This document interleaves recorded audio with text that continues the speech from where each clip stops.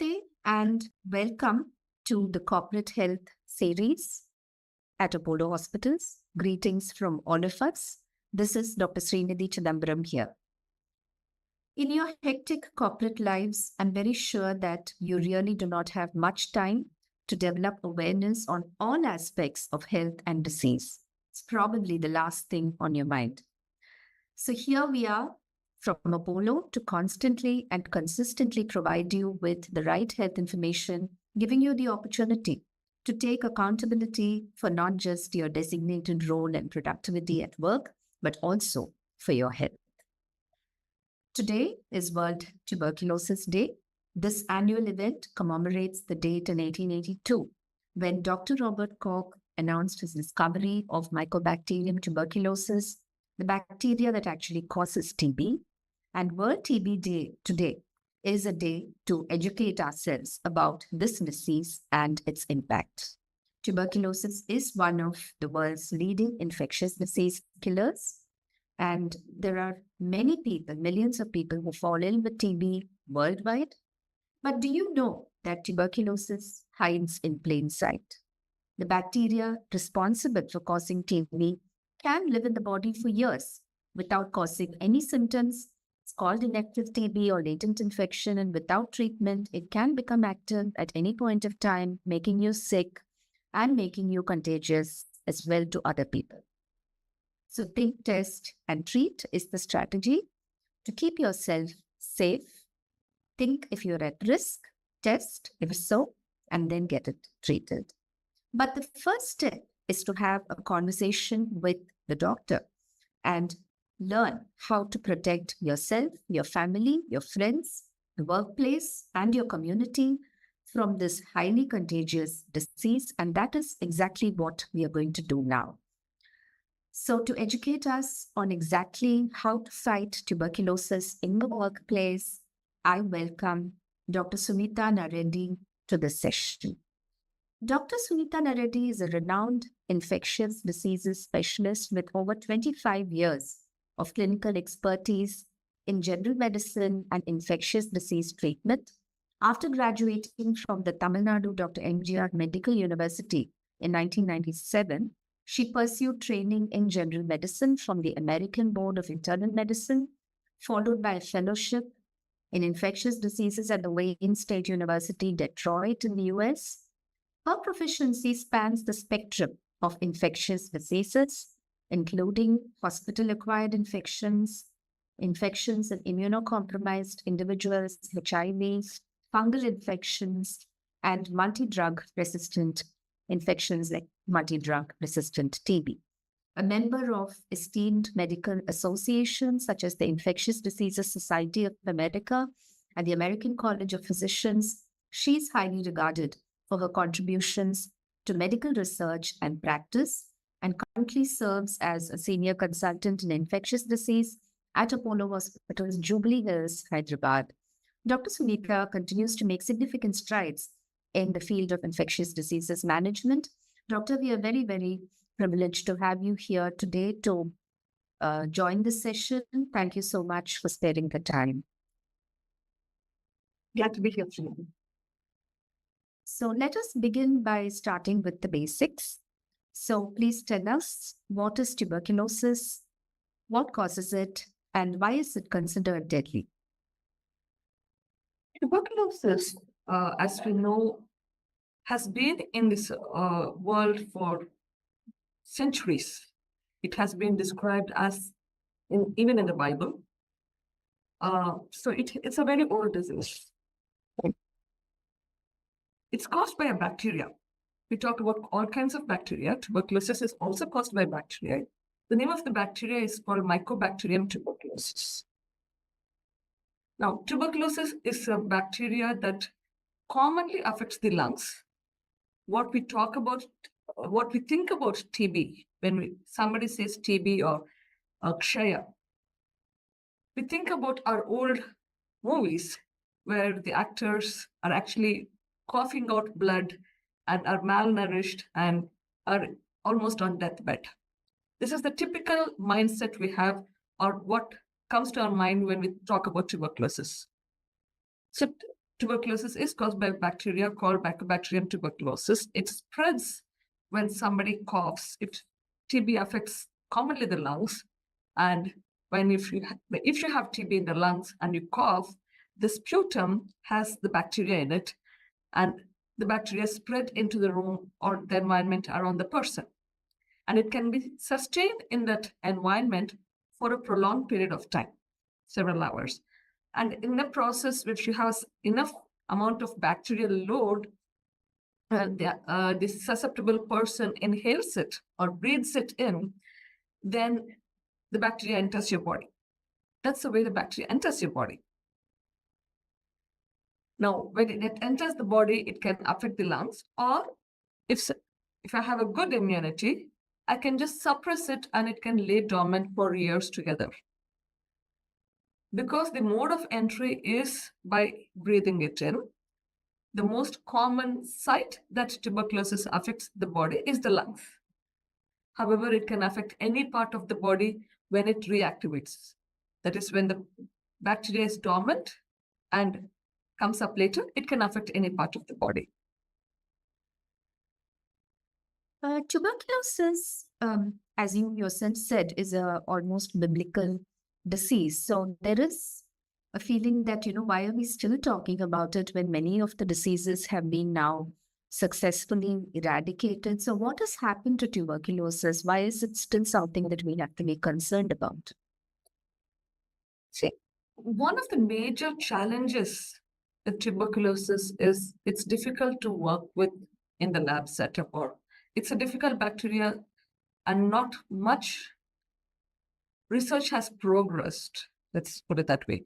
So say if you have an infection like typhoid, you develop the disease rapidly. If the bacteria enters your body, you develop the disease in the next couple of hours or days, and the disease affects you, and you either get better or you don't get better, and it's over. Why is it that? That's because the bacteria multiplies rapidly. With tuberculosis, the bacteria is very slow to multiply. It takes days to weeks for us to be able to, grow it in the lab. So it's not an easy bacteria to work with in the lab. So most of the research that has been done also is more difficult to do as compared to a lot of other bacteria. Also, because it's a slow bacteria, it evolves very slowly in the body. If the bacteria enters into my body today, I don't develop the symptoms in the next day or weeks. It may be years later that I develop the symptoms. And even if it's an active disease where the bacteria enters the body today, by the time the bacteria multiplies in the body and actually develops symptoms suggestive of TB, it's usually weeks to months. So you don't even realize that you have the bacteria in you, and you're actually going on spreading the disease. So because of that, it's more difficult to contain it because you're not realizing you have a disease when you actually may have had the disease. And also it's difficult to treat it because it's a slow growing bacteria. Medications work, but when you treat an disease like infections, or for that matter, even cancers, the medicines work when the disease is multiplying, when the bacteria is multiplying. When you have a slow growing bacteria, it's difficult to catch the bacteria and kill it because it's not growing fast. It takes longer to kill it as well. So because of all these complexities, it's been a challenge to find new drugs that work for it, to do more research on it. And so technology has not advanced as well. However, in the last decade or so, a lot more effort has been put into diagnosing TB, into treating TB. And so there have been some strides made to help diagnose it better as well as treat it better. There are also specific concerns about the workplace setting. And I just want you to kind of give us an overview about what people generally need to do in the workplace to identify their risk or prevent the spread of TB? Because in many of the workplaces, we often have like crowded settings and there are lots of people sitting together. So what are the main things that people must be aware of? Tuberculosis is primarily a respiratory disease, right? So when I have the disease in the lungs and that spreads out, someone else acquires it. So first thing we need to do is identify what are the symptoms of tuberculosis. Okay. So if you look at what are the symptoms of tuberculosis, that depends on which part of the body TB affects. If TB affects the lungs, then the commonest symptom would be cough. Cough, usually a cough where you have a lot of sputum. Sometimes you can have cough without sputum also. Weight loss is a very common symptom with tuberculosis, and this usually goes over weeks. So when I have a viral infection and I have a runny nose and a cough, that's usually days. That's not when I suspect TB. But if I have TB, usually it goes on 4 weeks.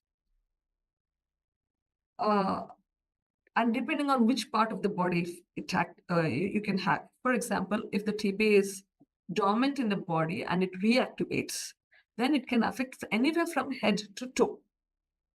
Okay.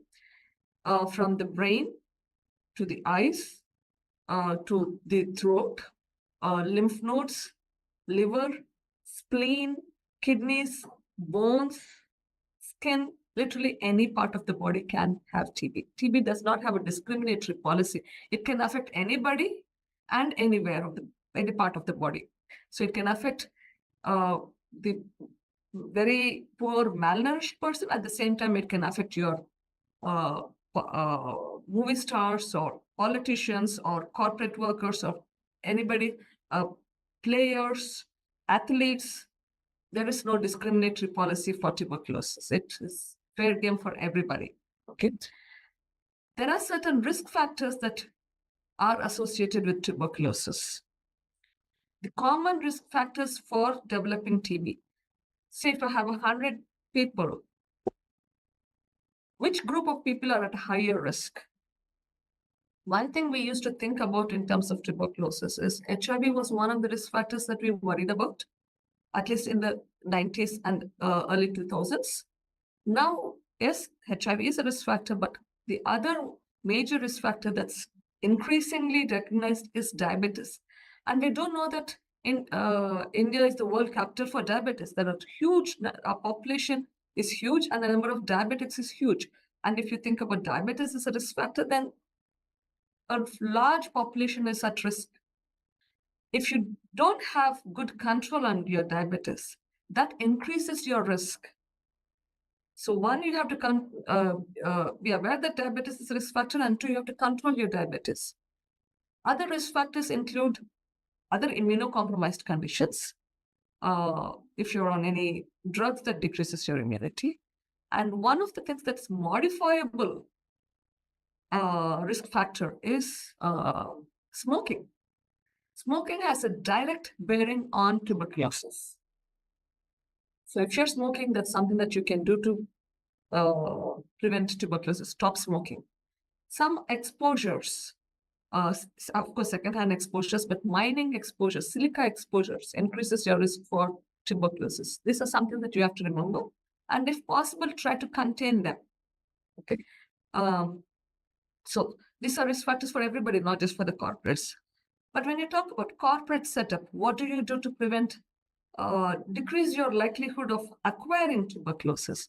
Remember, the major way of spread of tuberculosis is by respiratory droplets, or it's an airborne spread actually. So if you have cough, you need to follow cough etiquette. Whether you have a viral infection or tuberculosis, COVID, any of the infections that spread by respiratory mechanisms, the precautions are the same. You follow cough etiquette. What do you mean by cough etiquette? If you do have cough, if you have a respiratory illness, first of all, avoid exposure, which means you stay away from work. If you do have to be outside your house, avoid exposure to new people. And if you do have to cough, wear a mask if possible. And if you don't have a mask, at least cough into your sleeve, basically cough into your elbow. These are some things that you can do to prevent spread. Okay, simple things. Don't cough on the roadside. Other things. Don't cough in the corner of a room and spit. Don't put your spit anywhere. Your spit should be going into protected areas. You can't just keep spitting into the open air, into the environment. You have to throw it away either in the dustbin or use a tissue and throw it away, or use a wash basin. Basically, simple things. These are not exotic stuff. And if you do have cough, be in an open environment where your risk of exposure is less to the other people, which is not an enclosed space, but in an open, like a balcony or patio kind of a setup. At what point should the person then seek medical help? Because cough is such a common problem. So that's the challenge with tuberculosis. I don't think that there's any of us who will not have cough. And if you take a 1 year time span, forget even 5 years, 1 year span, most of us develop some time when we're going to be having coughs, right? So what are the features that tell you that you have to go to the doctor? Cough that's lasting more than 2 weeks, fever that's lasting more than 2 weeks, weight loss, decreased appetite. These are the commonest symptoms for pulmonary tuberculosis, that is TB, that affects the lung. But if it is any other part of the body, the symptoms are going to be different. For example, say the next commonest form of tuberculosis is if you have TB in the lymph nodes. Lymph nodes are glands that are usually present in your body. There are lymph nodes in your neck, there are lymph nodes in your axilla, there are lymph nodes in your abdomen, there are lymph nodes in your chest. If TB affects this lymph node, these lymph nodes are going to increase in size. So if you have enlarged lumps in your body, then you go to the doctor, ask them to evaluate the lumps. Then you can have lumps in the body just because you have a viral infection. If you have a cold and a cough, you can have lymph nodes in the neck. But again, the doctor needs to evaluate this. If TB involves, say, for example, in the brain, then you can have symptoms suggestive of, okay, you can start off with just severe headache or neck pain or altered sensorium or features suggestive of a stroke. Any of this, you need to see your doctor. If your TB is involving the abdomen, then you'll have abdominal pain, not being able to, your appetite will go down, or you're not able to digest your food. You can have abdominal swelling because of the fluid in your abdomen. So any abnormal symptoms like this, you need to go to your doctor. If it's involving the bone, so if you have a joint pain, joints can be affected with tuberculosis, then you'll have joint pains. Or you have chronic back pain if your spine is involved. You need to go to the doctor. So it's varied symptoms, which again makes it difficult to figure out what symptoms to tell you. But the commonest things are fever, cough, loss of appetite, loss of weight. If you have this for more than 2 weeks, then you need to see the doctor. And especially in the setting of the risk factors. And how will this be assessed? And is there any, so how will the doctor be evaluating it? Is it very complex to diagnose? So one thing we have to remember is there is no simple test like a blood test that will diagnose you for tuberculosis. In fact, the government has banned these blood tests and skin tests for diagnosing TB. People used to get a TB skin test, Mantox, that they give you an injection on your arm, and you go, if you have a swelling at that point in the arm, which is measured after 48 hours, then you're considered you have tuberculosis. Now, that is no longer accepted as a means of diagnosing tuberculosis. That's out. Okay, there is no blood test that will diagnose tuberculosis. It has to be, the bacteria has to be identified ideally. So there are different ways that we can do this. There's a clinical diagnosis, radiological diagnosis, and a microbiological diagnosis. The doctor will evaluate you clinically and see, okay, are there features suggestive of TB? Are there features suggestive of TB in the lungs, lymph nodes, brain, abdomen, depending on the site? They'll look at the clinical evaluation. Then what we need to do is a microbiological evaluation. What is microbiological evaluation? For example, if I have cough and I have sputum, then the sputum is tested to see if the bacteria is present in the sputum or not. Now, a lot of improvements have been done in the diagnostics for tuberculosis. For example, if you have a sputum initially or olden days, we just used to do a smear, something called a AFB smear or a Zell-Nielsen smear. So you take the sputum, slide it on a slide, and look in the microscope to see if there is bacteria. Now, that is good test, but it tends to miss a lot of tuberculosis because you need to have a large volume of bacteria to be able to detect it. So newer technologies have come up. There is something called CBNet or a gene expert where they actually look for the DNA of the bacteria itself. The bacteria can be dead or alive, but you're able to detect the DNA. That has significantly improved your diagnostic capabilities. So that's one thing. And then we try to grow the bacteria, something called a culture-based test. So these are the things. Now, I can do this on a sputum sample, but if it is not in the lungs, then I have to do biopsy of the particular area. For example, if it's in the lymph nodes, I need to do biopsy of the lymph node. If it's in the bone, I may need to do biopsy of the bone. If it's in the brain, I may need to do a CSF analysis. Sometimes we have to do even brain biopsies. So those are more complicated diseases, but commonly it's a sputum test that we do. And of course, radiology. Depending on which part of the body, X-rays, CT scans, MRIs are utilized to diagnose tuberculosis. Right. So we will go back a little bit into, again, the corporate environment. So we have also employees who have to travel to different parts of the world or the country maybe. So is there something like malaria where there is an endemicity and people have to be especially careful, or it's not like that? There are certain pockets in the world where there is more tuberculosis, yes. For example, India is an area that's considered to be high endemic area.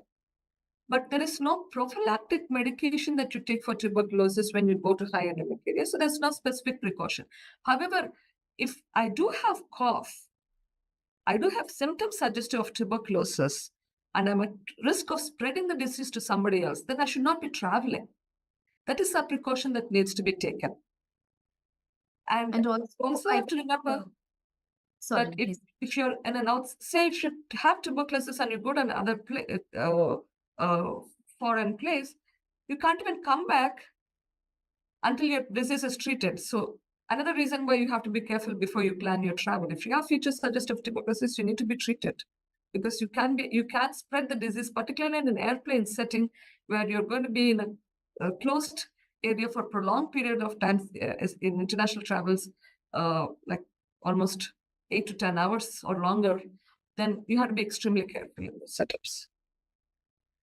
Also, in the workplace, we did talk about how people need to be careful if they have symptoms. Is there something that the organization, the company can do to protect its employees in terms of better ventilation, or is there something in workplace design that can help?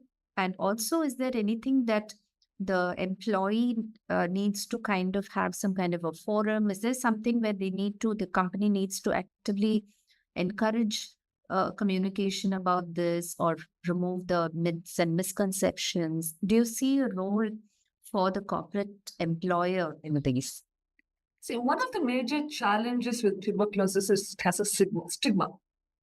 People are afraid to talk about tuberculosis. We need to make TB a cool disease that we can accept it and talk about it. It makes a huge difference. If I have tuberculosis and I'm able to tell my employer, see, I have this disease, and the employer is considerate enough to give me time off without compromising my employability. That makes a huge difference in terms of decreasing the spread, because you take the treatment for about 2 to 3 weeks, that you're not going to spread the disease, right?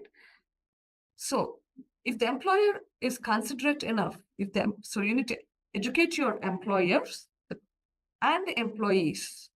Both have to come into agreement here that, okay, if I have symptoms suggestive of tuberculosis, I get myself evaluated first, so that if I do have disease, I get diagnosed and get treated. And if I get diagnosed and treat early, then I decrease the probability of spread to my colleagues. And I get treated early, it helps me as well as helps my colleagues. So the acceptance of tuberculosis is a huge thing. Make TB a cool disease. Talk about it. If I have TB and I'm able to talk about it, it decreases the stigma. It's after all a curable disease. Why do we have to worry about it? Though it has been there for centuries, today we are able to treat and cure the disease. So why worry so much about it, and why do I have to hide the fact that I have tuberculosis? I need to talk about it. We need people to be patients of tuberculosis, once they're cured, to come out and champion and tell that I have been cured. Like how, for example, Amitabh Bachchan comes and says, I have had TB. If we are able to come out and tell that, yes, this is a curable disease, it decreases the stigma. If the employers are able to tell that, if you have tuberculosis, we will take care of you. We will not penalize you. That helps decreases stigma, decreases the spread as well. So this is something that can be done proactively, and including your TB assessment in your annual health plans, educating your staff to tell that, okay, if you have these symptoms, particularly prolonged cough, weight loss, decreased appetite, fever, come and get yourself evaluated. Encouraging your staff to get themselves evaluated helps diagnose TB early. And encouraging your employees to get their families screened. Now, TB is a disease that can spread from person to person. So if I have TB, I may have acquired it from my family members, or I can spread it to my family members. So both ways, we need to make sure your people around you are evaluated and treated. Absolutely. And if I do have TB that can spread, and I know I have exposed A, B, C people, they can actually take some medications to prevent relapse of TB. And we told that TB can be a dormant disease. The body can fight it and suppress it. At that stage, it's called latent tuberculosis. Now, there are mechanisms whereby I can prevent reactivation of tuberculosis. So if I have spread the disease and you have not yet developed the disease, it's latent. At that point, we can treat it and prevent the disease from evolving. So these are things that have to be discussed, have to be taught. Unless you know about it, you're aware of it, you will not be able to take the right remedial measures. Absolutely. So now we come to the treatment of tuberculosis, which I think we've come a long way in that. And would you like to tell us about what is the latest modality of treatment? So the treatment of tuberculosis is by medications. Very rarely do we have to do surgeries. It's almost all the time with medications. What is important is to know if you have a drug-sensitive TB or a drug-resistant TB, which can be done by the test that I just told you earlier, the CBNAT or the Gene Expert, which can tell you if you have a drug-resistant or a drug-sensitive TB. If it's a drug-sensitive TB, its treatment is fairly simple. The standard treatment that we have been using for the last 20 to 30 years would work. Usually for a period of 6 months, can be longer if it is in the brain or the heart or the bone. Sometimes we give it a longer duration, but in general, for the majority of it, it is a 6 months treatment, and most people do respond to it. If it's a drug-resistant TB, then that needs more individualized treatment based on what medicines work, what medicines do not work. And even for that, newer medications have come up with less side effects. We don't generally use the injections that we used earlier. We used to earlier in the past give one injection a day for the next 3 months or so. So that we kind of have come off. We have more tablets available. What is important to remember is that any of these medications can potentially have side effects, We need to be aware of the side effects of the medications that we are taking so that we can approach the doctor with the side effects when they do develop and proactively intervene uh, and prevent long-term complications. So it's a cocktail of medications that are available. There are newer medications, newer treatment modalities that are coming, which with drugs like bedaquiline, delaminate, tritominate, there are linezolid, and a lot of other medications are available. What is important to remember is to how to prevent drug resistance. When we have a cough and a cold, commonly we just go take antibiotics. One of the commonly used antibiotics are quinolone drugs like moxifloxacin, levofloxacin, ofloxacin. These drugs also work for TB. Abusing those drugs makes it more difficult to treat tuberculosis in the future. So we need to avoid using antibiotics unless we really need them. Linezolid is a good antibiotic, works for tuberculosis also. So we kind of need to avoid using drugs that can be used for tuberculosis so that we preserve these drugs for TB. Is there a vaccine for tuberculosis? Of course, we know about the BCG, but Yes. anything that is further, and also if every newborn is immunized, why do they still develop TB then? So the BCG vaccine that is given to every newborn today helps prevent the complicated disease that I'm talking about. For example, the brain, heart, the extrapulmonary tuberculosis. Extrapulmonary means outside the lungs. Pulmonary stands for lungs. It doesn't prevent TB completely. It prevents the most severe form of tuberculosis and works for a few years, typically the first 5 years of life. Thereafter, it doesn't work as much. The efficacy goes down. There's a lot of research going on in the field of vaccine. For example, do we need to take a booster dose of BCG? Are there other modalities of vaccine available? Now, these are still in the process of being, the research is going on. There is probability that we will be recommending BCG for adults also, but again, that is still research in progress, so I do not want to comment too much about it. But yes, there is a lot more work going on in terms of the vaccine. Finally, I'd just like to also ask you about the aspects of stress or long working hours or poor lifestyle. You already spoke about smoking and diabetes being risk factors. So, are there any steps that people can take to improve their lifestyle, perhaps improve their immune status? So, is there some way where we can prepare ourselves to safeguard ourselves in the choices that we make in our daily life and lifestyle at all? Absolutely.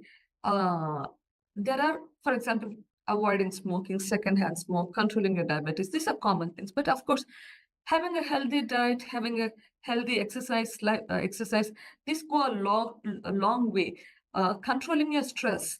Now, when you talk about a reactivation of TB, that occurs when there is stress to the body. The stress can be in terms of other medical illness, like diabetes, or, for example, sometimes post-COVID also we consider it as a risk factor. Cancer therapy is considered a risk factor. But just handling stress, sometimes increased stress to the body in terms of a mental stress for a prolonged period of time is also not good. That can also make your immunity low or to cause reactivation of tuberculosis. So simple, like practicing a healthy, keeping your mind healthy. As much as we talk about bodily medical health, we also have to worry about our mental health. Uh, uh, Pranayam, yoga, meditation. These are techniques that are available with us to improve our mental health. Good, healthy food and exercise on a regular basis definitely helps you prepare not only to decrease your probability of getting disease, not just tuberculosis, but also other diseases. But also, if you do develop the disease, your ability to respond to that also matters. So having a healthy baseline makes a huge difference in your outcomes. Healthy body and healthy mind is something that I'd like to stress upon. Thank you so much, Dr. Suneetha NaReddy, for joining us and educating us about tuberculosis. So the key messages is that TB is present. Anybody can get TB. It is curable. It is something that is contagious. You need to be aware of your symptoms, take medical evaluation. TB can affect your lungs, but also other organs. And also that there are very effective medications now, so there is no need for any stigma or any stress related to TB.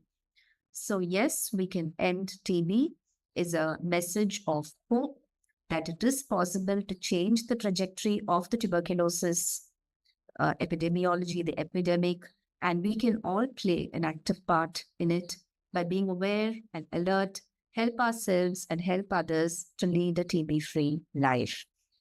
We also realize that workplaces are ideal environments to implement awareness and TB and other infection control practices. So we will actually be organizing yet another session in the near future on to talk further about how to implement TB-free strategies in the workplace.